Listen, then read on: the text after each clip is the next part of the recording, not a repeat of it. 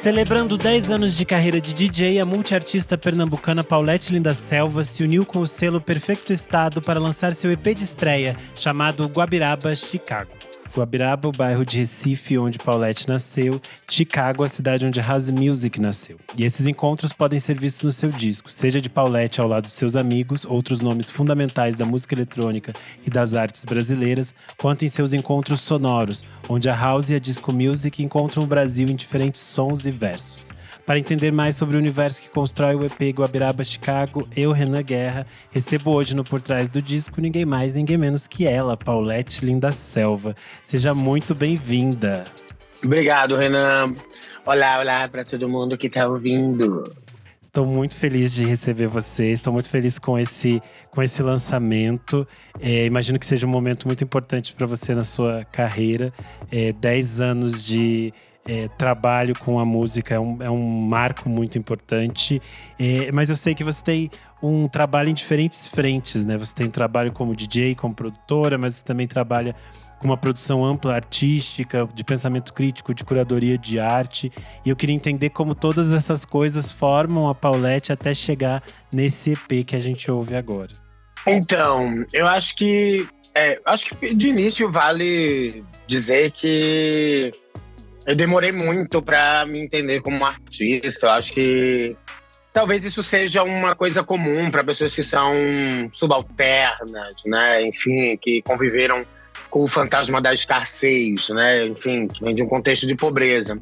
Então, a gente sempre vai estar ligada, né? Vai ter um foco direto que é a sobrevivência. E a gente sabe que viver como artista no Brasil não é nada fácil, né? Então, houve, né, em muito tempo, não é uma negação, mas na verdade um não acolhimento dessa ideia, justo porque eu precisava sobreviver, né? Então, para mim, talvez não fosse muito concebível ser artista. E aí, posteriormente, eu me entrego a essa coisa toda, né? Principalmente da música, mas eu me entrego primordialmente vivendo, né, à noite. E eu acho que a noite é o que faz eu me relacionar com todas as outras coisas que eu faço. É a noite que me faz conhecer o cinema, é a noite que me faz conhecer melhor a música, é a noite que me faz conhecer as artes visuais, né? E é tanto que é da noite que sai, enfim, grandes amizades que atuam nessas outras frentes e que compartilham comigo um pedacinho da minha vida em cada um desses lugares.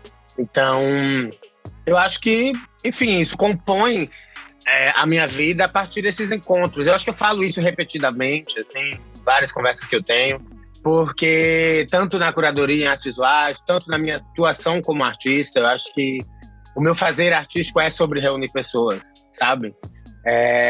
E é uma coisa que eu evoco em todos os trabalhos que eu faço, né? Seja no cinema, seja, enfim, na performance, quando eu fazia e tudo isso. Não que eu não possa fazer, nunca diga dessa água não bebereis, porque vai só que não bebereis como mergulhareis nela.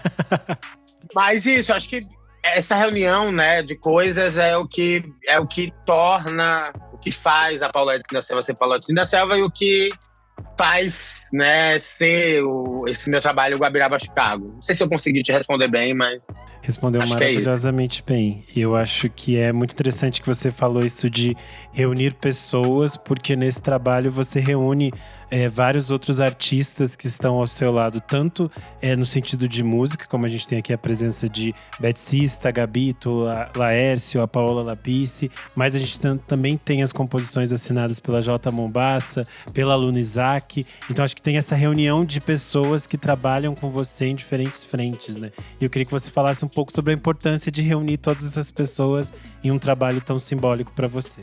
Tenho para mim, assim, né? Por exemplo, quando eu vou escrever um texto, quando eu vou... Qualquer coisa que eu vou fazer, eu acho que o que me move é o sentir, sabe? O sentir é a coisa que, né? Em muitos escritos eu digo, sinto o quê, né? A partir do sentir, falo o quê. Então, é importante para mim sentir que a coisa faz sentido para mim, primordialmente, do que para os outros, sabe? Então, esses encontros estão e acontecem, né? Enfim, se fazem ali pelo sentir. E são pessoas com quem eu troco muito, né? Então, a gente tem trocas da vida, seja por ter de fato vivido coisas juntos, seja por compartilhar modos de pensar, seja por a música que a gente curta seja a mesma. Então acho que o sentir talvez seja a palavra motora do babado, sabe? E aí tá nisso, é sobre o sentir, né? Eu acho que essas pessoas, elas são importantes, né? E são pessoas que são referências pra mim, sabe? Óbvio, eu queria que tivesse muito mais gente no trabalho, né? Porque eu mesmo sou super ansiosa, e eu também tenho uma coisa comigo que eu sinto que eu tenho dificuldade de construir coisas sozinha, sabe? Eu acho que eu me permito, talvez, elaborar a coisa e jogar e ver quem é que topa fazer comigo, né? Mas que aí talvez seja um lugar individual, mas eu acho que a prática, o fazer, a execução é coletiva. E é coletiva no sentido de dar nome aos bois, sabe? E não no fundamento ghosting, por exemplo, que na música isso é muito comum, né? Não, acho que é de dar nome aos bois, sabe? É de querer que as pessoas assinem as coisas comigo. É de querer que, sabe, que tenha uma participação ativa. Sim, acho que isso tem um pouco a ver com algo que você falou no início, dessa perspectiva de onde você vem e quais os corpos e os universos que você circula. Porque a gente sabe o quanto, às vezes, nessa indústria da música e das artes, tem essa perspectiva de você utilizar-se mesmo da ideia do outro, da criação do outro ao seu bel prazer. E eu acho que essa não é nunca e nunca vai ser a sua intenção. E fica muito claro aqui de trazer esses outros junto de você para uma criação que é mais ampla, né? Que está num outro espaço. Eu acho que isso também é muito claro do tipo de trabalho que você se propõe, do tipo de trabalho que você faz, né? Eu tento, ao menos. Eu tento, né? Porque é isso, né? Acho que, muito ligado à ética, né? Inclusive. Mas a ética, ela é relativa, né? Então, enfim, do meu lugar, do que eu acredito enquanto prática, eu prefiro caminhar dessa maneira. Porque, para além de ser justo comigo, é justo com o mundo e fica menos pretensioso, né? Sabe? Eu acho que, inclusive, na música, acho que nas artes, no geral, a gente vive um momento de tanta escassez, esvaziamento, né? E uma busca incessante, sabe? Sem freio, para que as coisas sejam, talvez, novas e inovadoras. Mas eu gosto muito de Regina Guerreiro, um texto que ela dá, né? Que é uma gata, enfim, uma das primeiras editoras de moda do Brasil, que ela diz que os artistas, ela se refere, na verdade, aos estilistas, mas eu acho que cabe para tudo. Eu acho que a gente se encontra no momento num apartamento com paredes em branco, então pendura quadro para cá, pendura quadro para lá, sabe? Todas as possibilidades parece que já foram alcançadas. Então, nas minhas produções, no meu fazer, eu acho que eu tento fugir de uma coisa pioneirista ou de uma coisa que, fui eu que fiz, fui eu que bolei, fui eu que não sei o quê, sabe? Sei lá. Então, né? Vamos compartilhar os babados, né? O fogo já foi descoberto e a roda já foi inventada. Next. Mas eu acho que isso também é muito rico do seu trabalho, que tem esse olhar sobre a sua pesquisa, sobre tudo que você carrega, tudo que você traz. Isso também se repete na forma como você se conecta ao que os seus parceiros trazem para essa música. Eu acho que isso tem a ver com o seu olhar de pesquisadora também de arte e de música. E eu queria entender um pouco como que surge essa Paulette que se interessa pela música eletrônica, que se apaixona pela house music e que começa a entender que também é possível criar outros caminhos dentro desse cenário. A música eletrônica, ela entra na minha vida não é pelos meios talvez formais do que se entende comercialmente ou as pessoas criam, né, como noção comum, sei lá, da música eletrônica, né, que é muito um olhar norte-americano e europeu, né? Eu sou uma pessoa da periferia e no subúrbio, assim como no Rio de Janeiro, no Norte e no Nordeste, aconteceu muito a coisa, né, dos remixes, dos samples, né, das pessoas utilizarem, né, músicas da dance music e de outros estilos também e fazendo versões da brasileira.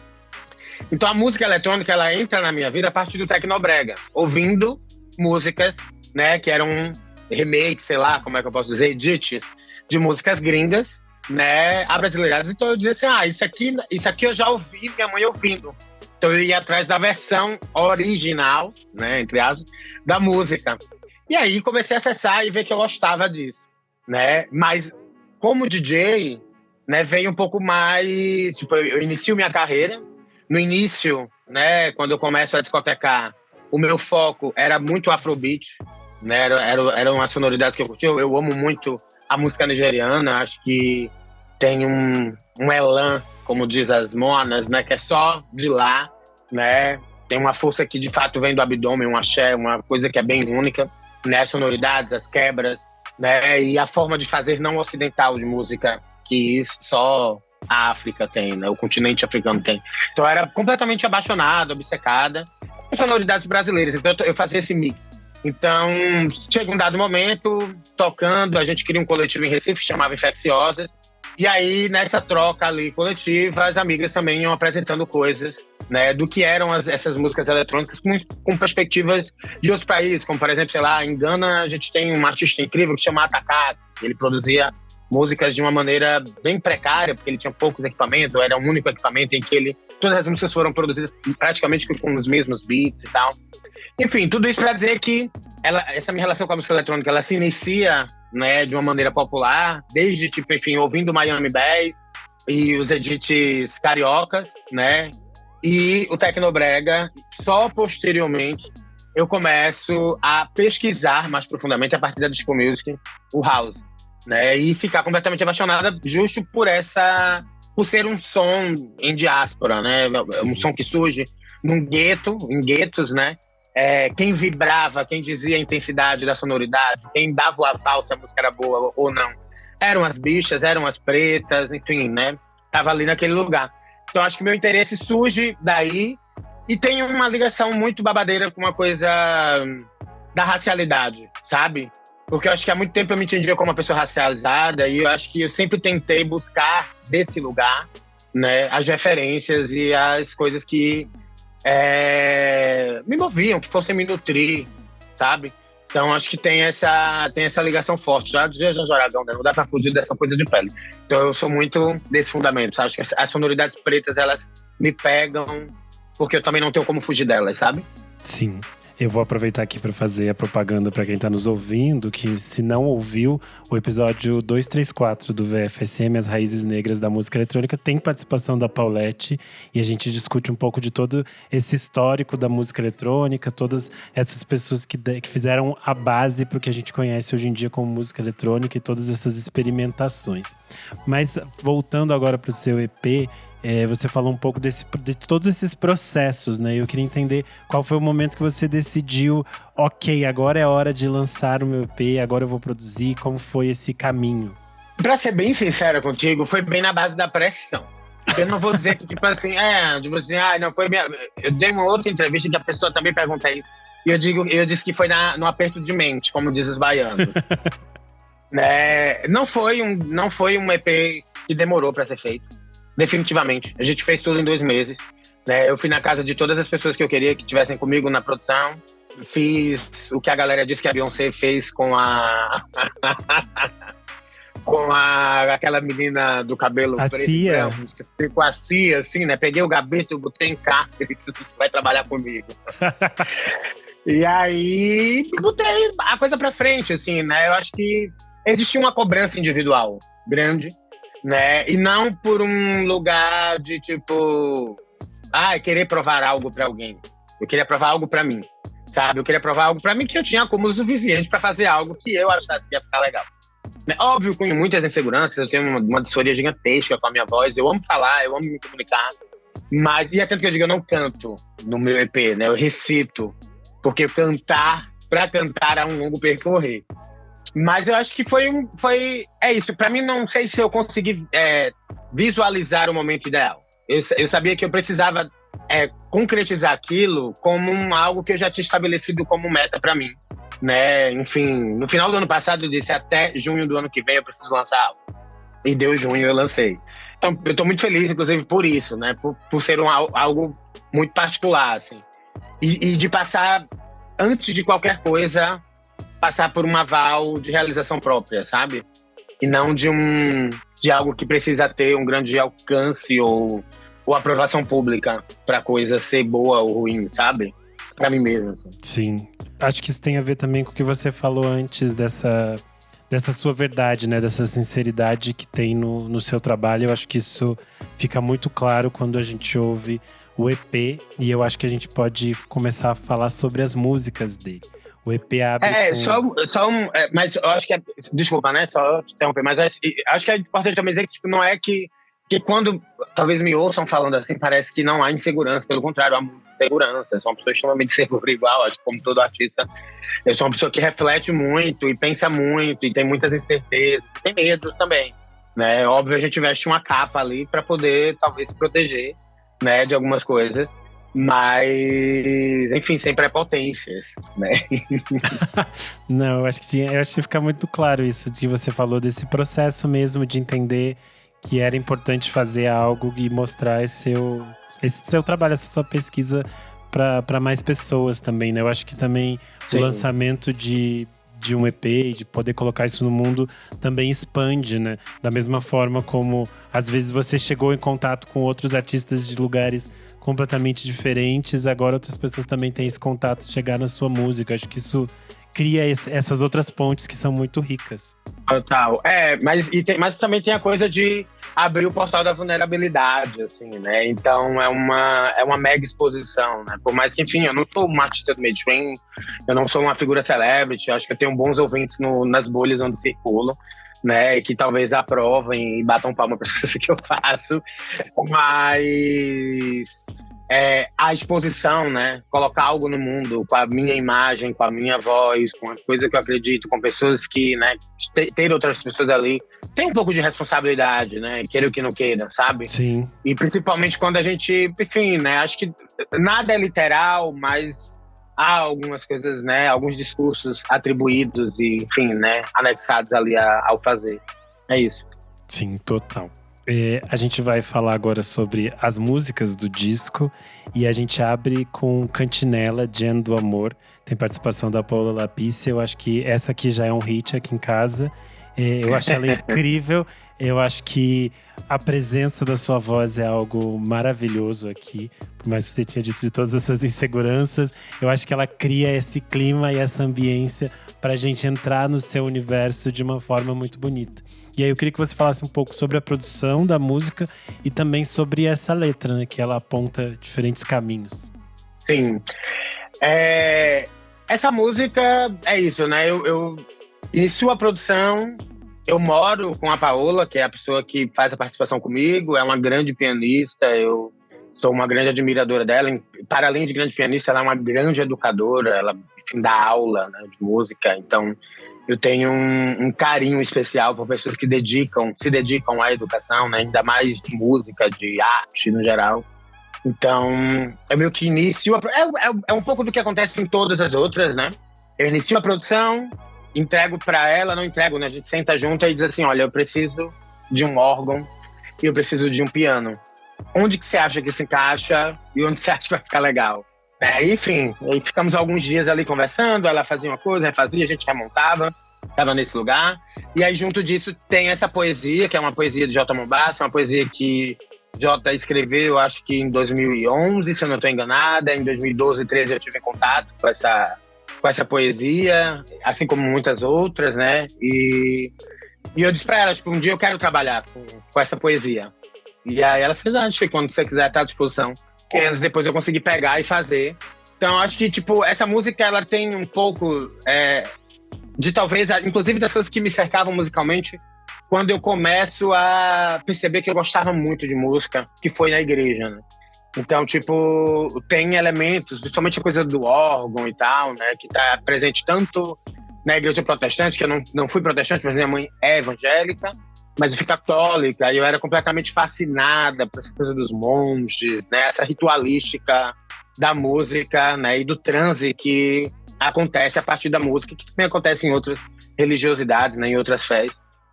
Isso também acontece na minha atuação como DJ, né? Eu toco muito gospel house, tô completamente apaixonada. Então eu disse, vamos vir nessa pegada. Então essa música, ela tem meio que um pouco desses temperos ali, né? E de uma poesia que evocasse um pouco das coisas que trouxessem um pouco do que é a Paulette Recife, do que é a Paulette São Paulo, das coisas que me constroem, sabe? De uma não linearidade no pensamento, na forma de construir, inclusive, a música, né? Enfim, tentar, tipo, trazer a Estamira para mais perto, sabe? a Sim. potência de ver o mundo e tipo, enfim, criar uma outra perspectiva de sobreviver perante o caos, sabe? Sim, acho muito interessante que a letra conecta e cria diálogos com outras músicas do imaginário da música popular brasileira. Acho que isso também é muito interessante. Para quem está nos ouvindo e não sabe quem é a Jota Mombassa que a gente está falando aqui, ela é uma importante escritora e artista visual brasileira. Então é muito importante que vocês também conheçam o trabalho dela, que é riquíssimo. Então vale ficar de aulinha para posterior à audição do episódio, para quem está nos ouvindo. A gente chega na faixa de número 2, Maior Que Mim, com participação do Laércio. Acho que essa também é uma música super bonita. Acho lindo os versos que diz vem até aqui porque desejo a ti, e a forma como se casa nessa batida, nesse clima que é criado aqui. Queria que você contasse um pouco mais sobre essa faixa. Essa é uma poesia minha, eu acho que… Enfim, né, acho que é bom ter uma música de amor, né, uma música até meio danoneira. Então eu tinha meio isso, assim, eu queria ter algo sobre amor com a pegada do que eu tenho escutado e feito agora. E o Laércio era uma pessoa que sempre me convidava para fazer algo. Foi a pessoa que sempre, inclusive, quando ele disse, vou fazer um EP, foi o cara que disse assim, vem na minha casa. A gente não precisa fazer nada junto, mas se eu tiver como te ajudar em alguma coisa, a gente pode gravar instrumentos percussivos aqui, tudo. Então, inclusive, foi lá que a gente gravou com o Ica, que a gente gravou, que estão em outras canções, e não na dele, né? Mas funcionou, inclusive, como foi a coisa da Paola, né? Tipo, como foi em todas as canções. Eu inicio a produção, chego no estúdio e a gente fica um dia inteiro ali alinhando as coisas, gravando vocais e vendo o que é que… Como fazer uma boa amalgamada das loucuras da gente, sabe? E o Laércio é uma pessoa também que, enfim, admiro muito, né? Uma pessoa que eu já tinha acesso ao trabalho estando em Recife, né? Era uma pessoa que já estava no meu imaginário. Quando a gente chega em São Paulo, isso quebra um pouco, porque, enfim, né? Essa coisa regional distancia muitas pessoas e, enfim, né, as cenas são… Se eu pego o que as pessoas fazem em Recife enquanto cena, né, de música eletrônica, eu nem gosto de utilizar essa palavra, e vai para São Paulo, tudo é muito maior, né, tem muito mais dinheiro, mais estrutura. Então a gente parece que as pessoas são distantes, mas na verdade não são. As pessoas são muito, né, solícitas. Pelo menos comigo isso aconteceu bastante, e com o Laércio foi bem disso. Fui acolhida por ele, sabe? Era uma pessoa que estava sempre no meu front. Então, tem 3 pessoas que pra mim sempre era muito chocante ver essas pessoas me vendo tocar, porque eram pessoas que eu via de lá, né? Tipo, 4. Acho que o Mau Mau, a Andréa Gran, o Márcio Vermelho e o Laércio. Eram pessoas que eu sempre via quando eu tava tocando e eu sempre ficava feliz, né? Porque, como diz a Bianca Exótica, uma amiga, né? As mais antigas são babado. Então, é aquela coisa do espelho, né? Você vê pessoas que você admira te admirando. Então, é isso, o Laércio tem essa coisa. Sim, e acho que todos esses nomes que você citou são nomes muito importantes dessa criação de um universo mesmo de música eletrônica que a gente sabe que é underground, que é feito por outras pessoas que estão ali correndo atrás dessas coisas. Andréa Gran, pra quem não conhece, gente, tem que procurar o trabalho dela. É tipo assim, nomes fundamentais de pessoas que ajudaram a pavimentar os caminhos para que a gente possa estar no front hoje. Então, vale conferir. André é icônica, a primeira DJ de música eletrônica, Mapelri, assim, né, famosa, consolidada no Brasil, foi André, uma pessoa que, enfim, inclusive deveria ser mais reconhecida e menos apagada, Sim, né, que é algo comum já, tanto com pessoas racializadas quanto com mulheres, né, infelizmente, no Brasil. Sim. A gente chega à faixa de número 3, Close Guapo, tem participação do Gabito, que também é o diretor musical desse trabalho, né? Você falou que ele associa trancado em casa. Essa música tem alguns versos em inglês, eu queria que você falasse um pouco sobre esse trabalho e sobre a sua parceria com ele. O Gabito é um amigo de longa data, né? Também o Gabito foi uma das pessoas que me acolheu e acreditou muito nas minhas loucuras que eu tinha aqui em São Paulo. Então, eu tive um podcast onde ele… a gente tinha Serial Melodia, eu ainda não sei bem onde é que tá essa coisa, não sei se um dia volta, né? Eu tive um programa de rádio que muita gente chamava de podcast. Eu acho que até hoje eu não gosto muito da ideia de chamar de podcast. E não por algo contrário à ideia de podcast, mas muito porque eu acho que a dinâmica em que a coisa acontecia era muito mais uma pegada de rádio. Eu sou saudosista, eu tive um programa de rádio, numa rádio da periferia de Recife, então eu cheguei em São Paulo com essa, tipo assim, eu quero continuar esse projeto.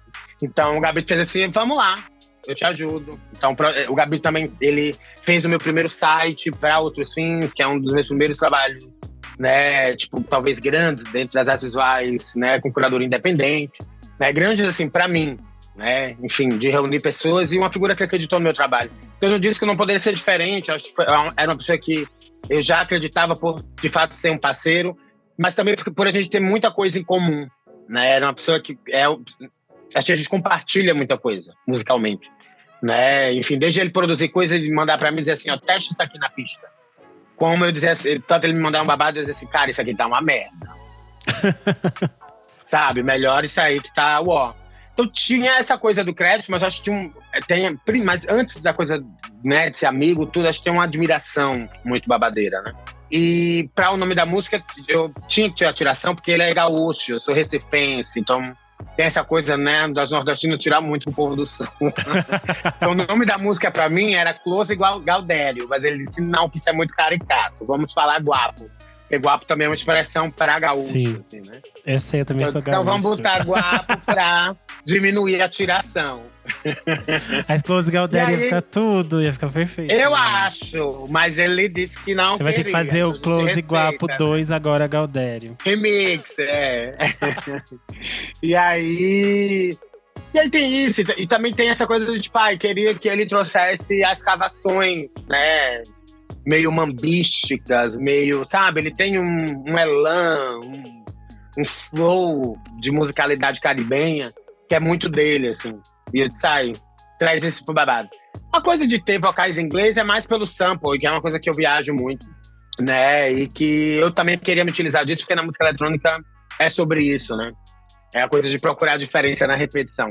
Então, tá muito mais nesse lugar, né, do que necessariamente sobre uma coisa que faça sentido. Enfim, né, o que é que faz sentido? Acho interessante, queria entender um pouco mais como funciona esse seu processo com os samples e tal. Se isso é uma coisa que tá ali no seu ouvido, de ficar atento a essas coisas, de ficar buscando, como que funciona isso? Sim, muito. Acho que talvez justo por conta da coisa que eu falei do meu primeiro contato com a música eletrônica, né? Que é você ouvir uma coisa e dizer, não, essa não, talvez não seja a versão original. E você querer catar o que tá por trás do babado, sabe? Mas na minha produção, né, os samples passam tudo por aquele lugar da legalidade, tudo, até porque, enfim, a gente ainda tá no código de tentar colocar nas plataformas de stream, porque uma das músicas foi derrubada, embora não tenha nada que não tenha sido, enfim, pago ou estivesse dentro do campo da legalidade. Mas eu também não jamais vou levantar um discurso contrário aos samples. Pelo contrário, eu acho que tudo tem que ser sampleado mesmo. Eu sou super, não vou mentir, pirateio, beijo, entendeu? Pra me ter que estar na boca do povo. Não interessa como, entendeu? Que é uma coisa que, inclusive, eu amo muito do brega, sabe? Porque como as músicas, elas não rodavam nas rádios, assim como aconteceu com a House Music, né? As músicas, elas não chegaram, né, ao ouvido das pessoas, porque a galera não queria vender aquilo, porque aquilo era visto como marginal. Então, assim, vamos piratear, entrega CD pra todo mundo, porque quanto mais minha música toca, é mais fácil dela alcançar, acessar outros lugares. Então, eu acho que eu me interesso muito mais por isso do que, sabe, sei lá, minha música está atrelada a alguma plataforma. Incrível. Você falou dessa coisa dessas narrativas do Tecnobrega e todas essas coisas que eram feitas. Acho que vale recomendar pro pessoal o documentário Brega S.A., de 2009. Ele é um documentário super interessante do Gustavo Godinho e do Vladimir Cunha, que fala um pouco dessas estruturas e como eles criavam as músicas e criavam formas de distribuição que são outras, que eu acho que a internet também modifica essas formas de distribuição. Sim. Mas é muito interessante pensar como essas coisas chegavam e como essas coisas circulavam pelo interior do Brasil. Também é mais uma dica interessante. A gente chega à faixa de número 4, Bonitinha. Essa é a faixa mais longa do EP. Essa você assina sozinha. Eu acho que é incrível como ela cresce, assim, como ela chega naquele refrão, história. A gente vai, tipo, sendo levada por ela. Queria que você contasse um pouco mais sobre essa. Essa foi a primeira música que eu fiz. Foi a música que deu start a ideia, de fato, do EP, né? Então, quando eu concluo ela…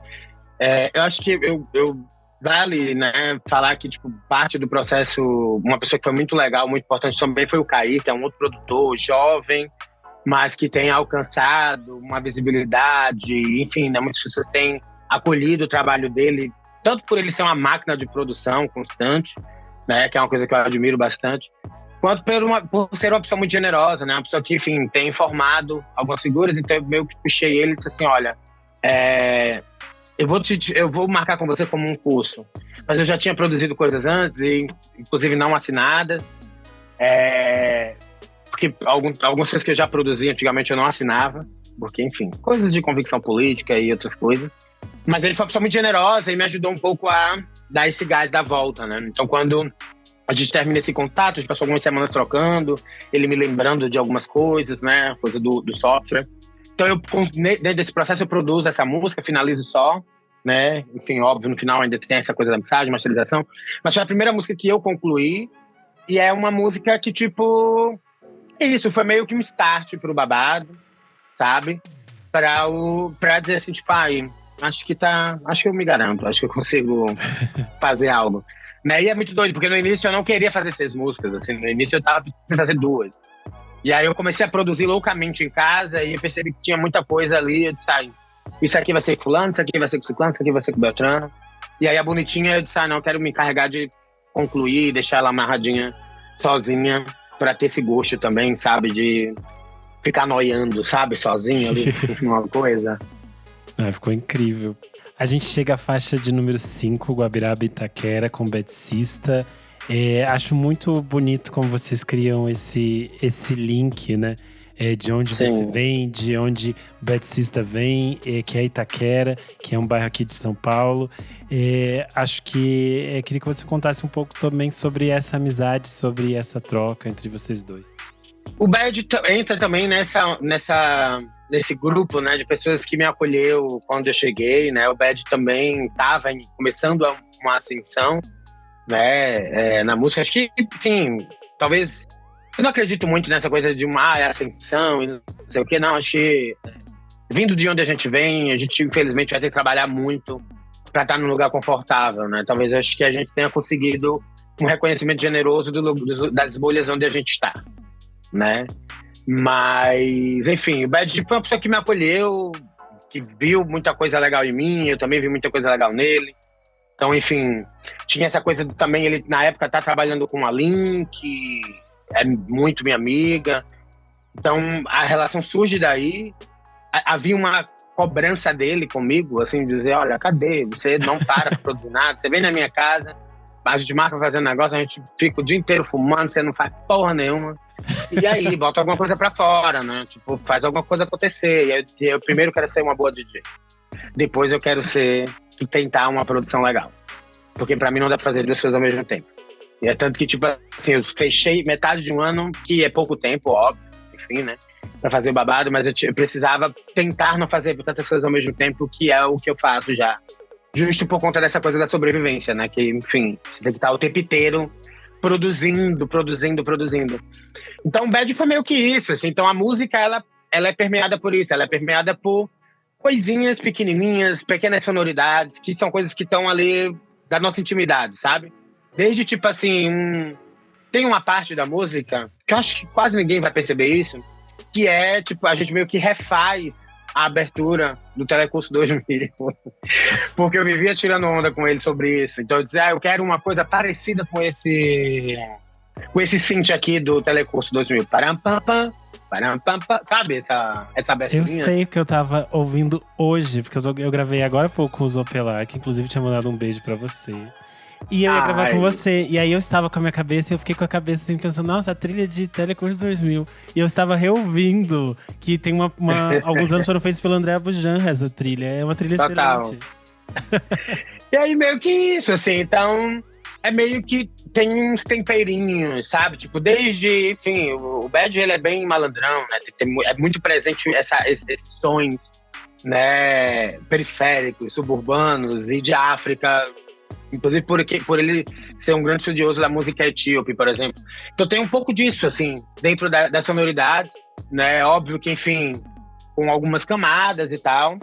E é isso. Então acho que Guabiraba e Itaquera é esse fluxo dos dois lugares, assim, sabe? Tipo, desde do meu rolê na Guabiraba, quanto o Bad lá em Itaquera. Que são dois extremos, né? Sim. Em São Paulo, Itaquera é extremo Zona Leste, e eu sou da Guabiraba, que é extremo Zona Norte. Enfim. É muito interessante porque a gente, enquanto ouvinte que acompanha o trabalho de vocês, consegue notar esses universos se encontrando. E não é como se eles colidissem, realmente como se eles se encontrassem e se abraçassem. Que a gente vê sonoridades que você entende que é do Betcista e outras sonoridades que são muito suas e elas ali se entrecruzando. É uma faixa muito bonita. E o Bad, ele tem uma coisa, né, que é o que une muito a gente nas nossas performances como DJ, né? É uma não linearidade, é um não apego ao técnico, ao limpo, ao coeso, sabe? Eu acho que a gente gosta de quebras, a gente gosta de contradições, a gente gosta de nuances, sabe? A gente gosta de, tipo, dessa coisa higienizada, europeia, de uma coisa de, termina uma música, começa outra e você não sente. É uma coisa que, inclusive, utilizam, né, pra gongar. Por exemplo, eu já recebi esse tipo de hate, né? De, porque o set é muito quebrado, porque não sei o quê. E enfim, né? Como o Djavan disse, eu não posso ser penalizada pela limitação alheia, né? Então, enfim, né? Não me penalize por você ter um olhar limitado sobre o que é música ou sobre as possibilidades que podem ser exploradas ali, sabe? Se você tá tão fissurada no seu foninho de ouvido que você não consegue ir para um clube e ouvir a pesquisa alheia, sabe? Que não é só sobre o artista que tá tocando. Pelo contrário, acho que no Brasil, inclusive, é uma coisa que eu admiro muito, não só na atuação das pessoas que estão no meu entorno, mas na cena, né, paulistana, e não só de música eletrônica. É como o DJ, ele também leva muito em consideração a coisa do feeling, né? Que é uma coisa que, por exemplo, enfim, já estive fora do Brasil e eu sinto que parte da galera lá de fora meio que tem esse apego à pesquisa, à técnica, enquanto no Brasil tem um mix, sabe? Tipo assim, eu quero apresentar minha pesquisa, mas eu quero que vocês dancem. Eu quero que vocês gritem comigo, eu quero que vocês vibrem, quero que vocês criem, que é uma coisa que eu gosto de falar sempre, né? Eu gosto que vocês criem memórias afetivas, sabe? Seja lembrando de algo que já tocou, seja ouvindo uma música nova e chegando em casa dizendo, aquela música foi bafo. Eu dei um Shazam, não achei. Vou ter que mandar mensagem pro DJ e rezar pra que ele ache. Que é uma coisa que eu já fiz, que ele lembre da música. Esse tipo de coisa, sabe? Então, pra mim, isso é crucial. Então, eu acho que o Bad, eu tenho essa coisa de uma admiração, um espelho, sabe? De olhar assim e dizer assim, porra, que lindo que ele faz isso, que lindo que também que tem alguém que pensa parecido comigo, sabe? Dessa não expectativa, sabe? Dessa quebra de expectativa, na verdade. Perfeito. A gente chega em Samba Mortal, que é essa faixa aqui, onde o house encontra o samba, que tem essa cuíca que você falou, que ela abre ali. A gente tem essas batidas do samba. E aí tem essa canção, que também eu acho que é muito forte, que ela ali é declamada como esse despejar, que é meio uma espécie de ódio e de livramento. Me lembrou um pouco aquele tom da Bethânia em Carta de Amor, uma coisa assim meio pra acabar com tudo. Eu acho que queria que você falasse um pouco mais sobre essa canção. Essa poesia é da Luna, inclusive eu tô na casa dela hoje, que é em Natal. Eu lancei e vim pra cá, teve um evento aqui que eu toquei, né, alguns dias atrás, e pra mim, inclusive, foi muito simbólico, porque Natal, a gente inclusive tira onda que a gente diz que Natal é a capital nacional do house, porque as festas aqui, as pessoas são muito adeptas, a galera ama a house, e o público é, tipo, enfim, as LGBT, né, embora muito pequeno, muito escasso de grana, de incentivo, há uma movimentação que eu admiro muito. Então eu queria, tipo, estar aqui também para vibrar, sabe, para viver esse momento, assim. E para compartilhar, né, com pessoas que acreditaram também muito no meu trabalho. Então, Samba Mortal tem um pouco disso. Eu acho que a Luna tinha essa poesia escrita, eu lembrei que ela tinha essa poesia escrita, então eu me enviei essa poesia que eu quero. Eu tava tem duas músicas, né, da Jussara Marçal que eu sou fissurada, e eu acho que a Jussara tem também um pouco disso, eu posso estar enganada, mas quase todos os projetos dela tem alguma música que ela evoca um ódio, uma raiva, sabe? Seja em tipo Encarnado, ela cantando Damião, seja em Delta Estácio Blues, ela trazendo Crash, sabe? Eu acho que tipo tem essa coisa, né? Mas também tem uma coisa teatralizada dentro da poesia da Luna que também me lembra muito uma coisa, sei lá, Denise Assunção, e eu até comento isso, né? Que eu acho que pra mim é difícil de escrever quais são as referências que passeiam por ali, mas eu tirei onda que eu disse que era tipo um mix de Frank Knuckles com a Denise Assunção, sabe? Perfeito. Assim. Então, pra mim tem um pouco disso. Então, acho que é um pouco sobre a raiva e também pra lembrar um pouco, né, da Paulette do passado, né, meio explosiva, extremamente disruptiva. Não que eu acho que eu não seja hoje, acho minha imagem, né, o meu ser, por pessoa trans, talvez já tenha um pouco isso, né? Mas talvez pra lembrar um pouco dessa coisa e pra, tipo, não deixar morrer a raiva, né, porque eu acho que raiva é importante, sabe? Uma raiva organizada. Então acho que a música talvez seja isso, uma raiva organizada, sabe? Por tudo que enfim, o Brasil e, enfim, né, o que condicionam a gente viver no Brasil, independente de classe, de raça. Acho que o Brasil tem problemas que atingem todas as pessoas de várias maneiras diferentes, acho que em todo lugar do mundo, né? Mas é sobre contradição, né, que é o que eu falei. O Brasil é o país da contradição.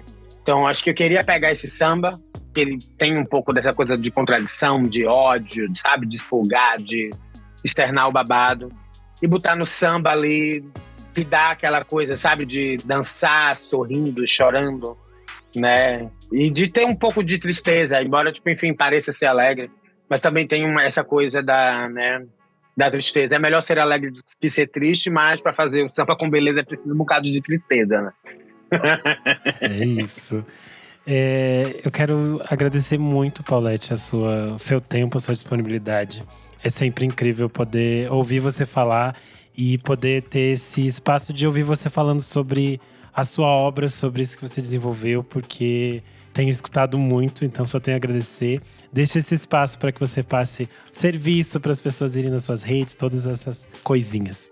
Eu que agradeço pelo convite. Acho que para mim é muito importante espaço de escuta, sabe? Muito mais do que fala, né? Ouvir das pessoas, ouvir de você. Acho que é interessante, é importante, né? Vir de outras figuras, inclusive quando não estão muito no meu ciclo, por mais que, enfim, já tenha te encontrado nas pistas. Mas, enfim, né? Nutre a gente. Então, sei lá, gratidão, né? Pelo espaço. Eu diria, se me segue nas redes sociais, né? Se for dar matação, vai com carinho, porque é meu primeiro trabalho, então seja uma matativa generosa, né? E é isso, sabe? Só gratidão. E espero que vocês se divirtam ouvindo, tanto quanto eu me diverti produzindo e vomitando toda essa loucurinha aí, dividida em 6 faixas. Maravilha. Eu sou _Renan Guerra no Instagram, no Twitter e no TikTok. Você pode seguir a gente no @podcast VFSM no Instagram e no Twitter. Se você gostou do nosso trabalho, você pode apoiar no apoia.se/podcast VFSM. A partir de R$5 você já auxilia para que o nosso trabalho siga existindo e você tem acesso a vários conteúdos com bastante antecedência. É isso, até uma próxima. Tchau, tchau.